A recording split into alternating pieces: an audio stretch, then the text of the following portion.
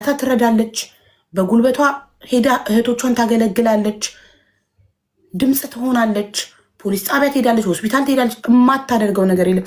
ይህንን ሁሉ ላደረገ ሰው ውለታው እሷን፣ ቤተሰቧን፣ ልጆቿን መናገር በጣም የሚያሳፍር። ሌላው ሰው ሁለተኛ መልካም ስራ አልሰራም እንዲል ሶሻል ሚዲያን እንዲፈራ የአበሻን ኮሚኒቲ እንዲፈራ እንዲደበቅ ነው የምናደርገው። በዚህ ሰዓት ሁላችንም ከሙኒት ጎን ቆመን የሰራቻቸውን መልካም ስራዎች ልንቆጥርላት ይገባል።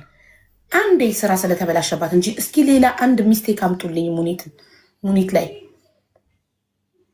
ይሄም ስህተት ሊባል አይችልም። ተፈጠረ፣ ማንም ሰው ቢዝነስ ይበላሽበታል። ቢዝነሷ ተበላሸባት፣ አልሸሸችም፣ አልተደበቀችም፣ ስልኳን አልዘጋችም፣ ወጥታ ተጋፈጠች። ችግር ሲያጋጥመው ደግሞ የሚጋፈጥ ሰው ጀግና ነው፣ ፊት ለፊት የሚጋፈጥ ሰው እና በጣም ነው ያፈርኩት።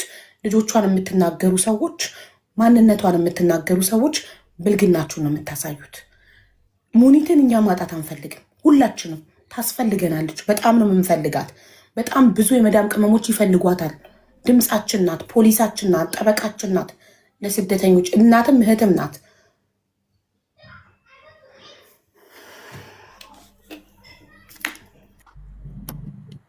ሀቡዬ በጣም አመሰግናለሁ። አስበሽ አስታውሰሽ እንትን ስላልሽኝ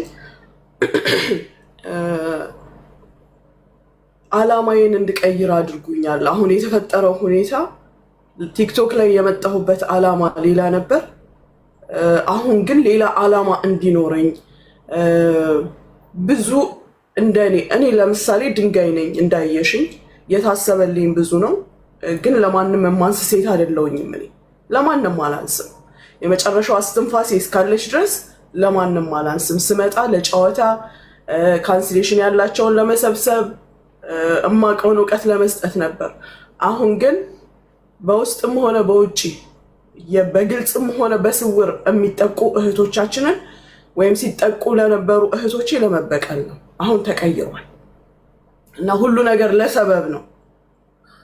ይሄ ነገር ሲመጣ ብዙ ከዚህ በኋላ የሚመጡትን ነገሮች ምናልባት ለማስቀረት ሰበብ ሆን ይሆናል። አላህ ያግዘኝ። አሜን። ከዚህ በኋላ ማንም ሴት እዚህ ጋር መታ በንግግሮች ወይም በባክግራውንዷ ወይም ባላት ነገር መሰበር፣ ማዘን፣ ማልቀስ የለባትም።